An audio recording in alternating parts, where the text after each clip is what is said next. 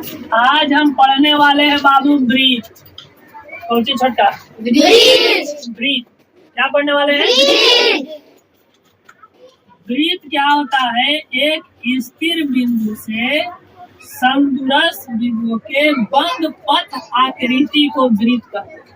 क्या कहते हैं? ब्रीथ। एक बूंदा लगाते हैं, प्रकाश से हम लोग बनाते हैं ना जी, वो यहाँ पर रख दिया किसी निश्चित बिंदु पर, एक जगह रख दिए और इसको चारों तरफ क्या कर देंगे? गोल। चारों तरफ क्या करेंगे? गोल। जो आकृति बनेगा उससे क्या करेंगे? ब्रीथ। क्या कहेगा उसको? अंग्रेजी में सर्कल। अंग्रेजी में सर्कल। किसी को दिक्कत नहीं? अब देखिए, यह जो ब्रीथ है इसका अलग अलग नाम है। जो ये बूंदा जो दिखाई दे रहा है, इसका नाम है केंद्र। क्या नाम है? केंद्र। इसका नाम क्या है जी? समझाया? बीच वाला के क्या नाम है? केंद्र। बीच वाला के केंद्र। ये जो सबसे किनारे वाला देख रहे हैं, चारों तरफ जो घेरा है, उसी का नाम है परिधि। क्या नाम है बाबू? परिधि। इसके चारों तरफ वाला जो ये देख रहे हैं, इसका नाम होता है परिधि। बोलिए क्या होगा नाम? परिधि। जो केंद्र से होकर गुजरेगा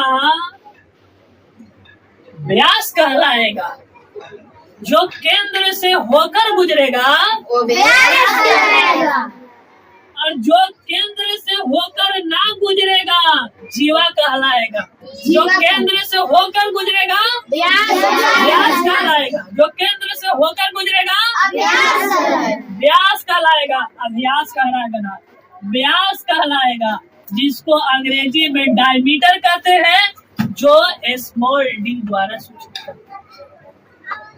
जो केंद्र से होकर गुजरेगा वो क्या कहलाएगा? व्यास। जो केंद्र से होकर गुजरेगा व्यास कहलाएगा, व्यास। और जो केंद्र से होकर ना गुजरेगा जीवा।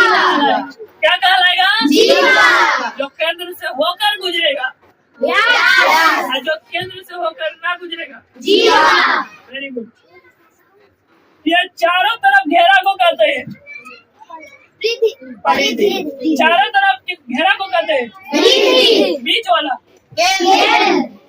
यहाँ देखिए, या केंद्र से होकर किसी एक बिंदु पर मिलाती है, उसको त्रिज्या कहते हैं। क्या कहते हैं? त्रिज्या। जिसको स्मॉल आर द्वारा सूचित करते हैं, और त्रिज्या को अंग्रेजी में रेडियस कहते हैं। क्या कहते हैं? रेडियस। त्रिज्या को त्रिज्या को रेडियस। एक वृत्त में, एक जो वृत्त देखिए यहाँ की वृत्त है जी बुआ, इसका इधर में खींच दिया तो क्या है? आर। इस तरफ में खींच दिया तो आर। इधर भी आर। इधर भी आर। इधर भी आर। यानी एक वृत्त में अनेक त्रिज्या होती है। एक वृत्त में अनेक त्रिज्या, एक हर एक वृत्त में, मतलब एक वृत्त में अनेक त्रिज्याएं होगी, अनेक व्यास होगा, अनेक व्यास होगा। इधर से भी गुजार सकते हो, इधर से भी गुजार, इधर से किधरों से, खाली केंद्र से होकर गुजरना चाहिए। जो केंद्र से होकर गुजरेगा, जो केंद्र से होकर गुजरेगा, जो केंद्र से होकर ना गुजरेगा बीच वाला, किनारे वाला। व्यास को अंग्रेजी में डायमीटर।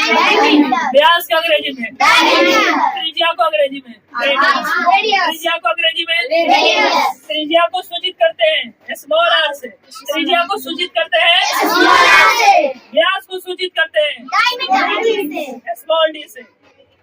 व्यास को अंग्रेजी में बोलते हैं डायमीटर। व्यास को अंग्रेजी में बोलते हैं व्यास को अंग्रेजी में बोलते हैं। याद हो गया? Yes sir. अब इसका जो परिधि और व्यास, ये सब चीज जो देख रहे हैं हम लोग, इसी में एक हमारे पास आता है जिसका नाम है पाइप। जिसका नाम क्या है? पाइप। जिसका नाम है पाई। कभी नाम सुना है?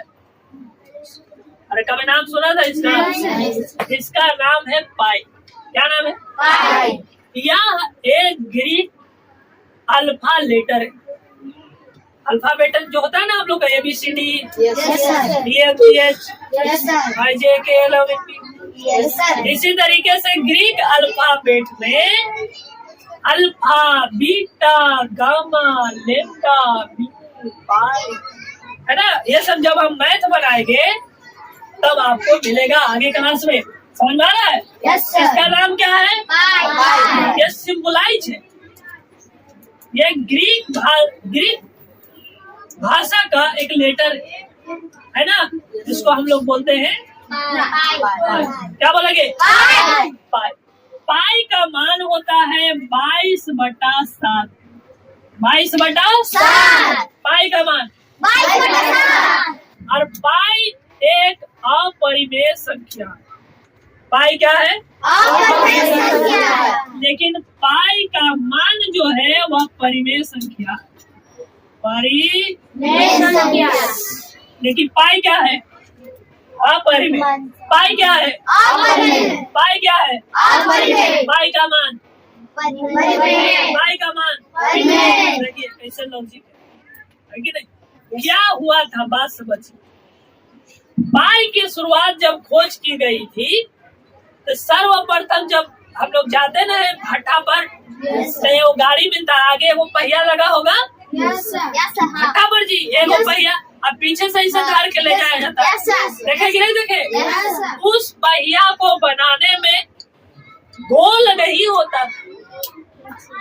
पहले उसकी माप नहीं थी, जंगल से लकड़ियां काट कर लाया जाता था और उसको काटने के बाद जो पहिया बनता था, चक्का बनता था, वो गोल नहीं होता था, जिसके कारण गोल नहीं होने के कारण गाड़ी हिचकोले खाती थी। तो ये जो गाड़ी जैसे सामान रखा हुआ है, पहिया मतलब गोल नहीं है तो ऐसे से हिलता था, तो उस पर जो भी सर सामान रखा है गिर ना जाएगा, हिलेगा तो जी।